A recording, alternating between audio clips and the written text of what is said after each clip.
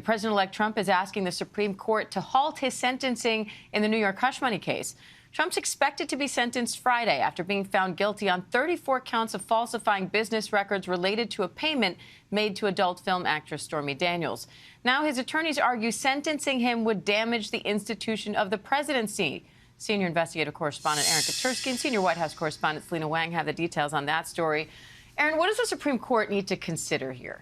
Well, the former president is asking Diane for an emergency stay of Friday's sentencing hearing, writing this court should enter an immediate stay of further proceedings in the New York trial court to prevent grave injustice and harm to the institution of the presidency and the operations of the federal government. The way Trump sees things, immunity that is afforded to presidents should extend to him as president-elect. And if the Supreme Court agrees, it would represent an expansion of that immunity doctrine. Selina, what are Trump and his transition team saying, particularly about why sentencing could harm the presidency, since the sentence here is expected to be an unconditional discharge? No jail, no fines, no probation.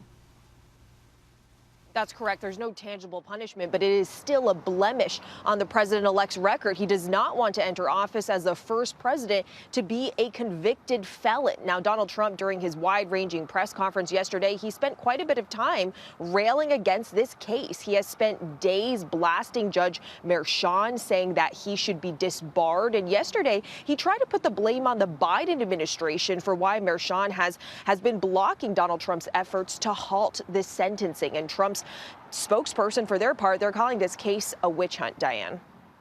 So, Aaron, what are the next steps here? The former president's attorneys submitted their application for emergency relief to Justice Sonia Sotomayor. She has ordered the Manhattan District Attorney's Office to respond by tomorrow morning, which the DA's office said it will. It's not going to comment otherwise.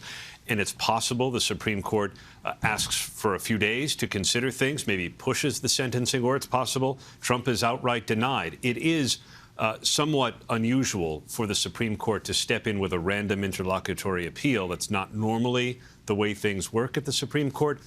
But we know that this court has taken up Trump's pleas in the past. We'll wait to see. All right, Aaron Katersky, Selina Wang, thank you both.